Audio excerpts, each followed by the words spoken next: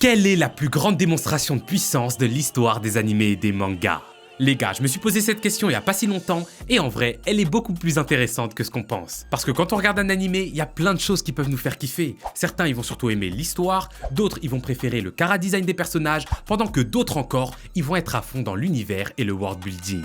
Mais écoutez-moi bien, s'il y a bien un truc qui met absolument d'accord, où on est tous égaux, c'est la puissance. C'est ce moment précis où un personnage il décide de révéler sa vraie puissance et en quelques secondes, tout le monde comprend qu'il est à un tout autre niveau. Et bah c'est de ça dont on va parler aujourd'hui. Quand on parle de puissance, on pense forcément à des persos comme Gojo, Saitama, Goku et j'en passe. Mais faites bien attention parce que les plus grandes démonstrations de puissance, c'est pas toujours que dans des combats épiques ou alors lors de transformations incroyables. Non, il y a plein d'autres façons différentes de montrer au monde à quel point on est puissant et sache que parfois, ça se cache même dans les plus petits détails. Mais juste avant de commencer les gars, je vais vous parler de CyberGhost VPN qui sponsorise cette vidéo. Actuellement, comme vous pouvez le voir, je suis totalement en vacances et c'est depuis les plages thaïlandaises que je vous montre cette vidéo. Et je peux vous assurer que sans un bon VPN, j'aurais jamais pu vous faire tout ça. Quand on se connecte à un Wi-Fi dans un café, un hôtel ou alors un aéroport, il y a toujours, je dis bien toujours, un risque qu'on vous vole vos infos et la seule façon d'empêcher ça, c'est d'utiliser un VPN super fiable. Avec plus de 38 millions d'utilisateurs dans le monde, CyberGhost VPN, c'est le VPN le plus recommandé du marché. Il chiffre vos données et il vous protège pendant que vous naviguez en toute sécurité. Et pour le coup, sa note quasi parfaite sur Trustpilot prouve que tous les utilisateurs sont extrêmement satisfaits. Là, moi, comme vous pouvez le voir, je suis archi loin, mais sachez que même chez vous, si vous pensez que la navigation privée, elle vous protège, vous vous trompez complètement. Seul un bon VPN comme CyberGhost chiffre tout votre trafic internet et vous assure une confidentialité totale. En plus de ça, ils ont une politique extrêmement stricte de non-conservation des journaux, ce qui signifie tout simplement qu'ils ne stockent aucune de vos données personnelles. Et donc même eux, ils ne savent pas ce que vous faites en ligne. Mais c'est pas tout parce que CyberGhost vous permet aussi d'avoir accès à des animés, des films et des séries qui sont pas disponibles en France sur des plateformes comme par exemple Netflix, Amazon Prime, Disney+, et plus de 40 plateformes de streaming. Pour ce faire, il vous suffit seulement de changer votre localisation virtuelle pour vous mettre aux États-Unis ou encore au Japon. Et là, bim, plus rien peut vous arrêter. CyberGhost il dispose de serveurs dans plus de 100 pays, donc normalement vous êtes tranquille. C'est compatible avec tous les systèmes d'exploitation et vous pouvez protéger jusqu'à 7 appareils en même temps, donc c'est carré de zinzin. Vous pouvez utiliser le lien en description pour obtenir 4 mois offerts, puis 83% de réduction, donc un abonnement qui vous revient à 2,03 €. Les gars, faites pas les rats, vous les avez, et moi aussi je les ai ces 2 €. Et comme CyberGhost, c'est des boss, vous avez aussi 45 jours satisfaits ou remboursés, et surtout un support client disponible 24/24 et 7 jours sur 7. Bref, voilà les gars, maintenant je vous laisse avec la vidéo. On commence très fort cette vidéo avec ce qui est selon moi la plus grande démonstration de puissance de tout Dragon Ball Z. Du coup on est directement parti avec la 9e place. J'ai nommé la toute première apparition de Trunks du futur. Pour montrer que Trunks est à un tout autre niveau, Toriyama, l'auteur de Dragon Ball, il a été super intelligent. Les gars, il a ramené Freezer qui à l'époque était le méchant le plus puissant que Goku avait affronté. Pour pouvoir le battre, je vous rappelle que Goku il avait dû repousser toutes ses limites et nous sortir la plus grande transformation de tous les temps. Et bah vous voyez ce même Freezer là, il va se faire exterminer en 4K et surtout en quelques secondes par Trunks. C'est simple mais surtout super efficace, sauf que c'est pas juste ça les gars. En réalité, il y a beaucoup trop de choses dans cette scène qui font qu'on comprend directement que Trunks, il est trop boosté. Déjà, il a un flow de malade mental. Le Boog, il a quand même une épée. Une épée. Dans Dragon Ball, ça c'est absolument pas commun. Ensuite, la première chose qu'il va faire, c'est qu'il met littéralement à poil les soldats de Freezer. À ce moment-là, il avait déjà tout gagné, je vous mens pas, mais il s'arrête pas là les gars. Il nous sort dans le plus grand des calmes, sa transformation en Super Saiyan. Il a choqué tout le monde. Juste regardez la tête de Vegeta et de Freezer, comment ils ont l'air. C'est une singerie. En vrai, je connais pas une seule personne qui a pas crié quand il a vu sa transformation. Parce que dans le contexte de l'époque, Goku, c'était censé être le seul à maîtriser sa transformation légendaire. Mais bien évidemment, comme Trunks, il est là pour éteindre et surtout nous montrer à quel point il est puissant, il enchaîne en faisant full up de signes de gang. C'est un malade mental. Et juste après, il one-shot Freezer. Les gars, il le one-shot en le découpant en deux.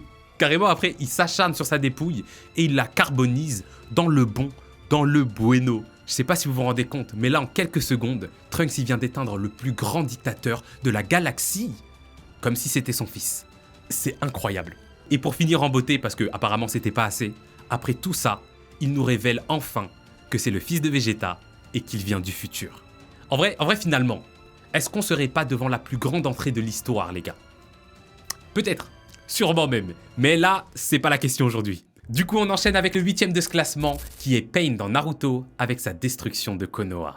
Là, c'est très clair, il n'y a pas de fioriture, c'est juste de la démonstration de puissance bête et méchante qui a traumatisé toute une génération.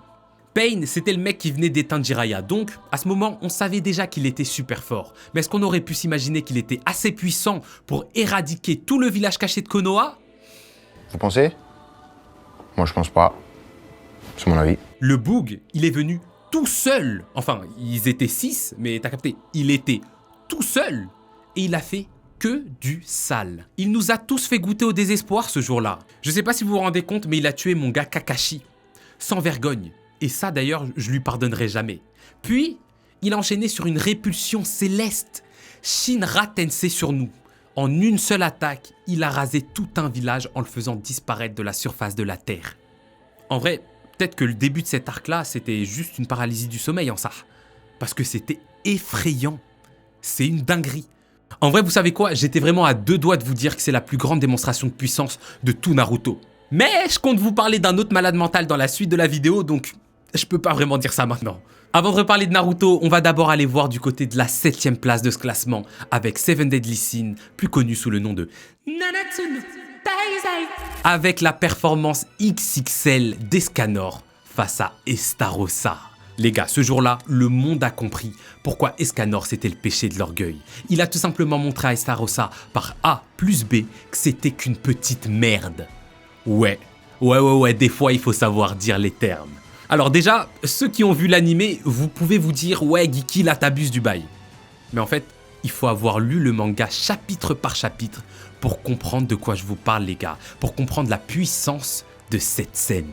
Parce que oui, en animé, la scène elle rend bien, mais en manga, excusez-moi, mais le coup de pression, il est à un tout autre niveau. Là sur cette planche, tu ressens vraiment, mais vraiment, la puissance démentielle de mon bon gars Escanor. Mais bien évidemment, là encore, ça s'arrête pas là, en vrai. C'est pas juste un face-à-face dont je vous parle. Faut bien comprendre que le pouvoir de Estarossa, il est censé paralyser ceux qui ressentent de la haine envers lui. Grâce à ça, il domine tout le monde sur le champ de bataille. Tout le monde, jusqu'à qu'Escanor entre en scène. Estarossa le dit lui-même, il se questionne sur comment Escanor peut échapper à son pouvoir. Et du coup, Escanor il lui répond en français, en lui disant simplement qu'il peut pas ressentir de la haine envers quelqu'un qui est plus faible que lui. Donc déjà, juste là, on sait qu'il ment pas, parce que sinon il ressentirait de la haine. Il vient de démontrer qu'il est plus fort que le mec plus fort du champ de bataille. Je sais pas si tu captes. Puis il enchaîne en créant un soleil, parce que c'était pas assez en fait pour lui. Je crois qu'on est chez les fous les gars. Il tient un soleil dans sa main. Et pour vous dire, il fait tellement chaud que même les armures de ses propres alliés, qui sont quand même un peu plus loin de lui, elles commencent à fondre. Ouais, en vrai, la VAR, là, elle est unanime. C'est de la puissance. C'est vraiment de la puissance, ça. On enchaîne avec la 6ème démonstration de puissance, et celle-ci, elle est un peu différente de toutes celles qu'on vient de citer. C'est Joy Boy dans One Piece, avec la libération de son Haki des rois durant l'arc de Egghead. Déjà, c'est le seul personnage de cette liste qui nous a fait une démonstration de puissance après sa mort, mais longtemps après sa mort. C'est une dinguerie monumentale. Pour vous remettre dans le contexte, à la fin de l'arc de Egghead, l'équipage de Luffy, ils sont dans la merde. Parce qu'il y a les 5 doyens et ils veulent pas les laisser quitter l'île en vie.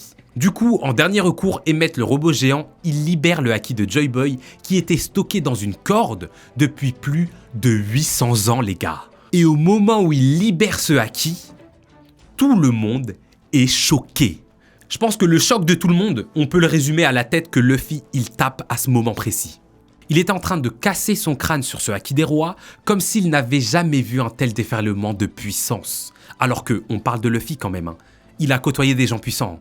Il en a déjà vu, il a vu Kaido, Shanks ou alors tout simplement les 5 doyens qui étaient en train de l'affronter à ce moment-là. Donc ça souligne encore plus la dinguerie. Pour le moment, la vraie puissance de Joy Boy, on la connaît toujours pas. Mais avec cette vague de Haki là, on se rend rapidement compte qu'il était à un tout autre niveau. Avec une attaque qui vient d'il y a 800 ans, Joy Boy, il a réussi à renvoyer les 5 doyens directement chez eux, alors que Luffy Gear 5 depuis le début, il leur faisait aucun dégât. Et avec ce même Haki, hein, Joy Boy, il arrive à faire trembler Imu, qui est sûrement le personnage le plus puissant de tout One Piece. Regardez juste ça. Elle a des flashbacks vers les 39-45, alors qu'elle est à des kilomètres de là. Hein. C'est une dinguerie. Mais surtout, Je vous ai déjà dit que tout se joue dans les détails. Le plus choquant dans tout ça, c'est qu'on assiste à une maîtrise totale de cette puissance. Parce que sur l'île, il n'y a pas que des ennemis, mais il n'y a que les ennemis de Emmet le robot géant qui ont été affectés par cette attaque. Aucune autre personne n'a été attaquée par le Haki, et ça, c'est du jamais vu. Parce que je le rappelle encore une fois, cette attaque-là, elle date d'il y a 800 ans. C'est-à-dire que tous les gens là, ils étaient même pas encore nés. C'est une dinguerie. On continue avec les autres, mais juste avant, si tu kiffes la vidéo, hésite vraiment pas à lâcher ton petit like, c'est gratuit. Comme toujours, ça fait plaisir, et moi je prends tout ce qui est gratuit. Tu devrais le faire aussi. Mais le plus important, bien évidemment, surtout si tu kiffes les animés et les mangas, c'est de t'abonner à la chaîne pour pas rater les prochains bangers que je vais t'envoyer. On enchaîne avec Yamamoto Genryusai dans Bleach, et là, c'est vraiment pour l'ensemble de son œuvre qu'il est à la 5e place. Lui, c'est pas un moment précis où il fait une démonstration de puissance incroyable, c'est toute son existence, les gars. En fait, c'est très simple. À chaque fois que le capitaine, général, grand chef, caporal, président du Gotei 13, il dégaine son Zanpakuto, il est là pour éteindre. Et je mets tous ces combats dedans. J'en ai plus rien à faire, je whip-in tout. Déjà, quand il a dû affronter les commandants du Gotei 13, il a dû leur rappeler qui est le boss et surtout que c'était tous des enfants pour lui.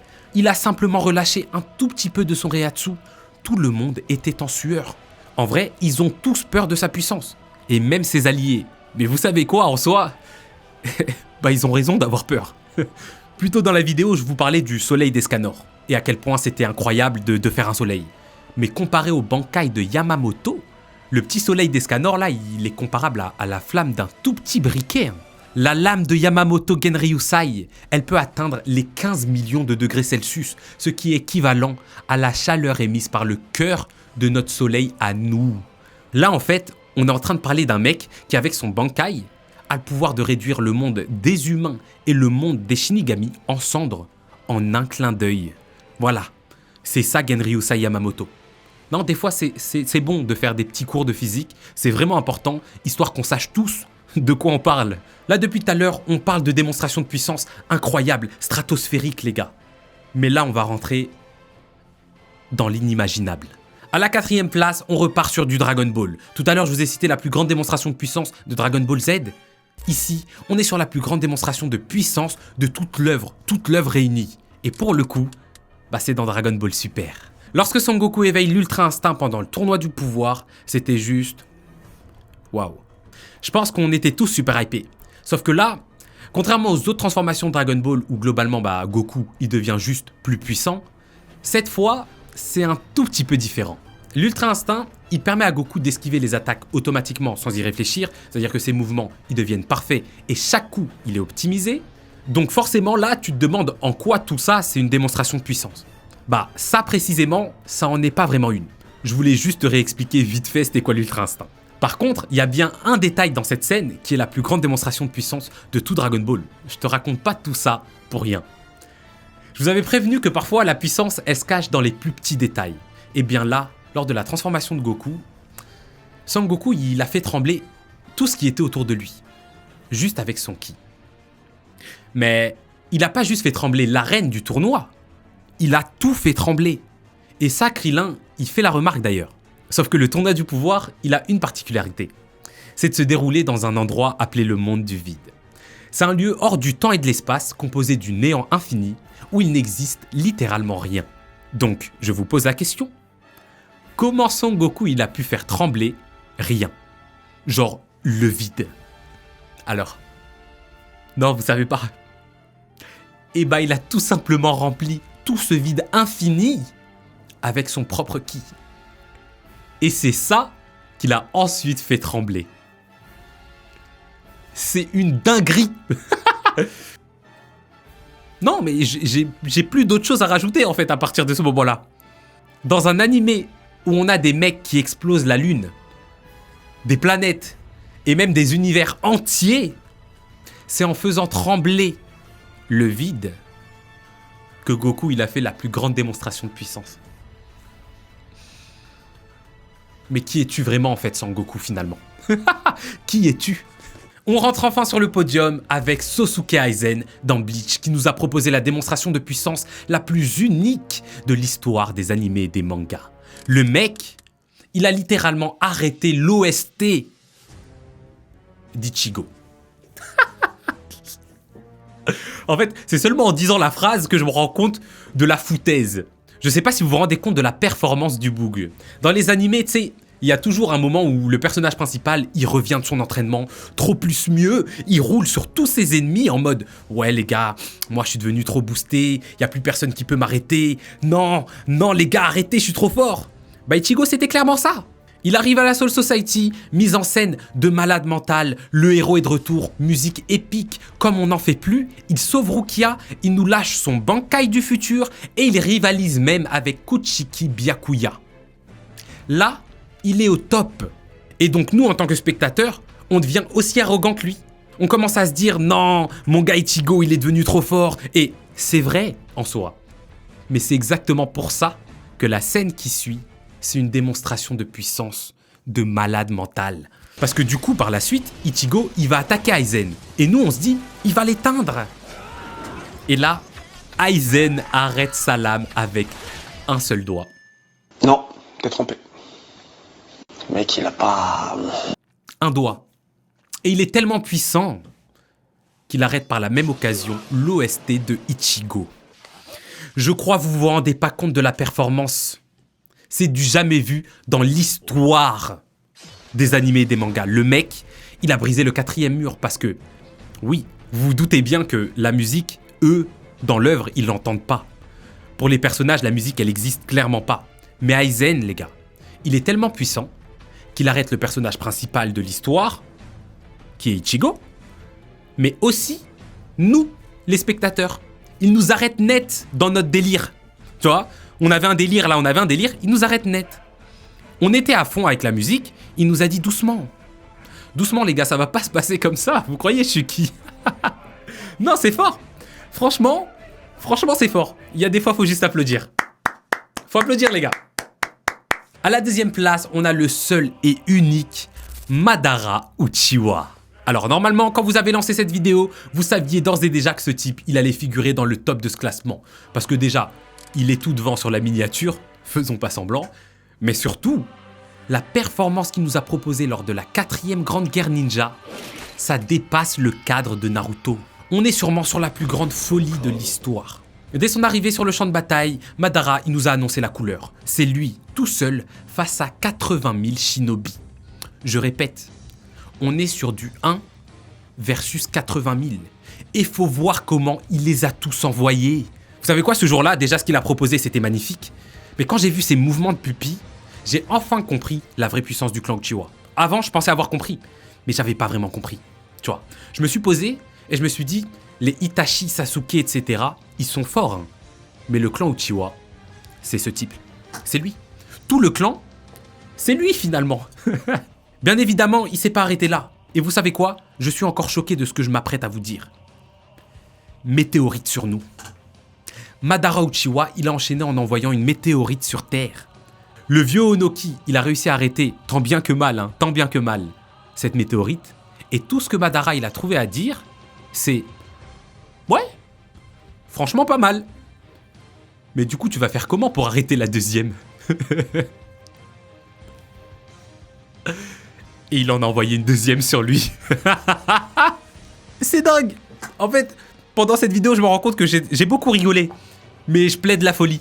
Je plaide la folie. Bien évidemment, il s'est toujours pas arrêté là parce que le summum de la démonstration de puissance de Madara, c'était pas tout ça. C'était pas tout ce que je viens de vous citer. Ça, c'était l'échauffement. Non.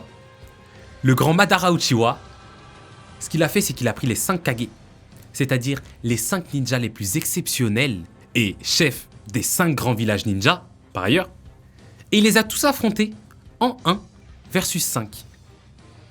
Il est arrivé, il leur a dit, en vrai, vous êtes à 5 contre 1, je trouve que c'est pas très fair-play. Et eux, bien évidemment, ils ont voulu faire les malins en disant que ils étaient pas là pour gagner à la loyale, ils sont juste là pour l'éteindre. Madara, il a tout simplement répondu « Ok ». Multiclonage. Il a fait 25 clones de lui-même et il en a envoyé 5 à chaque Kage. Puis, il leur a dit ces quelques mots que personne n'a pu oublier. À partir de maintenant, chacun d'entre vous va devoir se battre à 1 contre 5 contre mes clones. Mais sachez que chacun de ces clones peux invoquer le Susanoo. Du coup, vous préférez avec ou sans Susanoo?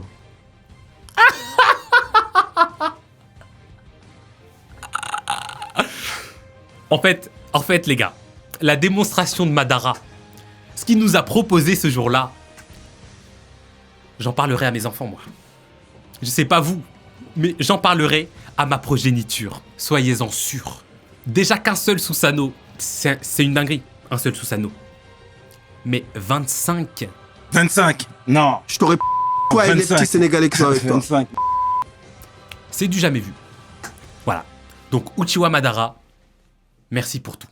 Et enfin, du coup, à la première place de ce classement, il n'y a pas de première place. C'est à toi de me dire en commentaire, selon toi, quelle est la plus grande démonstration de puissance de l'histoire des animés et des mangas? Parce que oui, il y en a plein, et j'en ai peut-être oublié. Abonnez-vous à la chaîne pour d'autres classements. Bien évidemment, n'oubliez pas de me donner votre top 1. Moi, comme d'hab, je vous lis et je vous réponds. Mais jusqu'alors, je suis out. Pour rappel, la famille, avec mon lien en description ou alors le QR code qui s'affiche à l'écran, vous pouvez bénéficier de 83% de réduction et de 4 mois offerts sur votre abonnement à CyberGhost VPN, soit 2,03 € par mois et 45 jours gratuits ou remboursés. Salut!